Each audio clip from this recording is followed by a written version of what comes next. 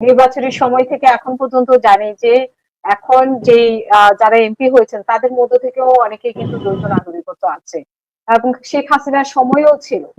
তো সেই দ্বৈত নাগরিকত্ব নিয়ে কেন সাংবাদিকরাও বা এত নাড়াচাড়া করছে, মানে দ্বৈত নাগরিকত্ব আছে এটা তো আমরা জানি, এবং সে আপনি নিশ্চয়ই মনে আছে যে ডক্টর ইউনূসের সময়ও ছিল, তখন এটা নিয়ে আলোচনা হয়েছে কিন্তু পরে একটা পর্যায়ে থেমে যায়।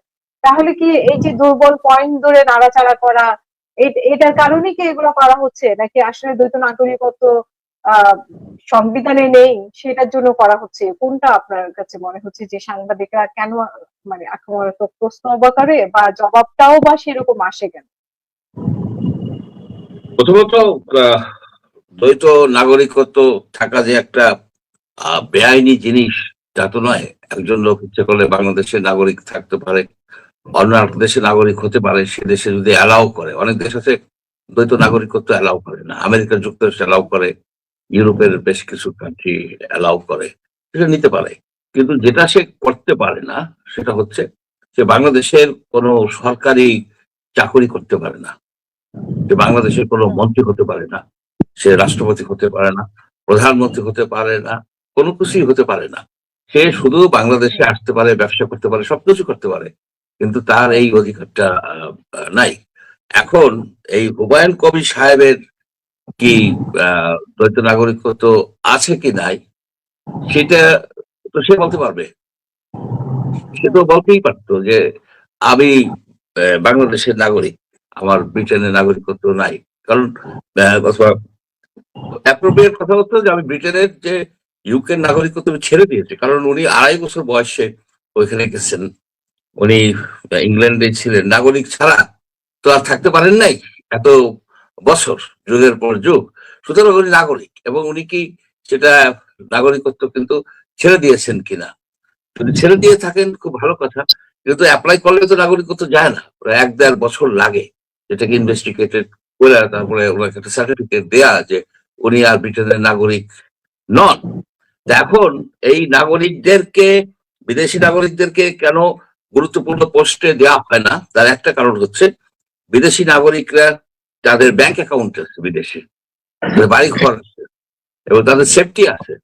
এসব দেশে দুষ্কর্ম করে টাকা পয়সা পাচার করে দিয়ে একটা ফ্লাইটে উঠে চলে যেতে পারে, যেটা হয়েছে। আপনি শেখ হাসিনার আমলের যে লোকগুলি ইউরোপ আমেরিকায় চলে গেছে, প্রচুর টাকা পয়সা তারা পাচার করছে, ওর থেকে কিন্তু বিদেশি পাসপোর্ট আছে। এই যে ফয়েজ তায়েব বলে একজন ব্যক্তি ছিল, খুবই সুশীল, সিরিয়াস সুশীল ছিল, তার ফেসবুকে এত সব কথা বলতো, সে এই ইলেকশনের 3 দিন আগে চলে গেল এবং অনেক টাকা পয়সার দুর্নীতি করছে, অনেকেই তো চলে গেছে। সেজন্য প্রথমত হচ্ছে এদেশের নাগরিক হতে হবে। সে যদি সে মনে করে যে না এদেশের নাগরিক হব আর এক দেশের নাগরিক হব, সেখানে তো কনফ্লিক্ট অফ ইন্টারেস্ট হয়। সুতরাং এই হুমায়ুন কবির সাহেবের সম্বন্ধে যে কথাগুলি বলা হচ্ছে যে উনি খুব অ্যারোগ্যান্ট, উনি ঘুরিয়ে পেঁচিয়ে কথা, উনি উনি চার্জ করছেন। কে রিপোর্টটা করছে? কেন তাকে ধরে কি পিটাবেন? শেখ হাসিনার আমল, শেখ হাসিনার আমল যে তাকে নিয়ে আটকায় ফেলাবেন, সেই দিন চলে গেছে। জনগণ জেগে উঠেছে। এই ইংল্যান্ড থেকে আইসা উনি বুঝতে পারতেছে না, ওনাকে তো আমরা চিনিও না, দেখিও নাই। এবং আর একটা জিনিস, ওনার অনেকগুলি ডিগ্রি উনি দিচ্ছেন, Cambridge, university of Sussex, London school of economics, এগুলি চেক করা দরকার।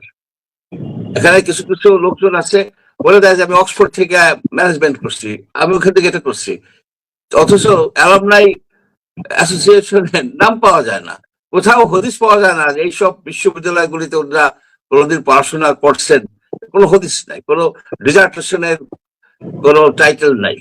এবং আমার মনে হয় এখন থেকে মন্ত্রী বা উচ্চ পদস্থ অফিসারদের যে বায়োডাটা, একটা বায়োডাটা থাকা উচিত, সেটা অ্যাপ্রুভ থাকা উচিত। গোয়েন্দা সংস্থা সেটাকে চেক করে দেখতে পারে যে উনি যে ইউনিভার্সিটি অফ সাসেক্স থেকে বিএ পাস করছে কিংবা কেমব্রিজ থেকে পাস করছে, সেটা প্রমাণ কি? আমি প্রশ্ন করি। উনি তো দেখতেছে এই যে বায়োডাটাতে বিভিন্ন জায়গায় দেখে বেড়াচ্ছে। এইটার জিনিস হলো কি অথেন্টিকেটেড হতে হবে। কে করবে অথেন্টিকেট?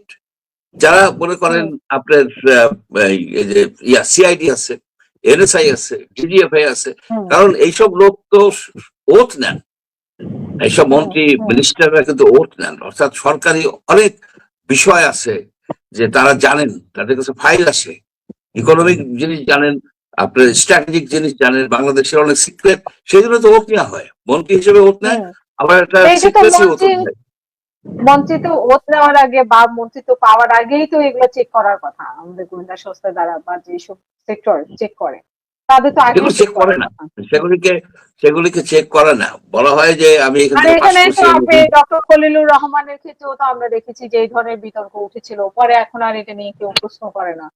তো হঠাৎ করে এই হুমায়ুন কবিরের ব্যাপারে না, কেন উনি এখন কিন্তু চলছে? বলছেন যে আমি বাংলাদেশের নাগরিক, ফাইন, উনি হয়তো গ্রিন কার্ড নিয়েছিলেন, সেটা হয়তো সারেন্ডার করে দিচ্ছেন, দিয়ে উনি বলতেছেন, কিন্তু বাস্তবতা হচ্ছে যারা লং টার্ম গ্রিন কার্ড নিয়ে থাকেন, গ্রিন কার্ড নিয়ে মানে কি, স্থায়ী বাসিন্দা, সে ইউএস এর স্থায়ী বাসিন্দা ছিল এতদিন, অর্থাৎ বাংলাদেশে সে অস্থায়ী বাসিন্দা ছিল, যারা হুম, সুযোগ থাকা সত্ত্বেও, যারা এই বাংলাদেশের নাগরিকত্বকে বুকে পালন করছে, যারা কোনোদিন একটা অ্যাপ্লিকেশনও করে নাই।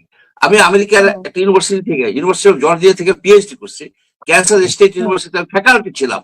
আমি যখন বাংলাদেশে চলে এসে আমি তো কোনোদিন একটা গ্রিন কার্ডের জন্য অ্যাপ্লাই করিনি।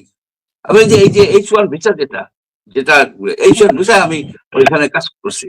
সুতরাং আমি কখনোই করি নাই, এই কারণে যে আমি বাংলাদেশের নাগরিকত্ব, পিওর একজন নাগরিক হিসেবে থাকতে চাই, সেখানে গ্রিন কার্ড বা অন্য দেশের নাগরিকত্ব নিয়ে যারা নিচ্ছেন আমি তাদেরকে বলি না যে তারা দেশপ্রেমিক না, কিন্তু যারা নেয় নাই তাদেরও কিন্তু হুম, মূল্যায়ন করা উচিত।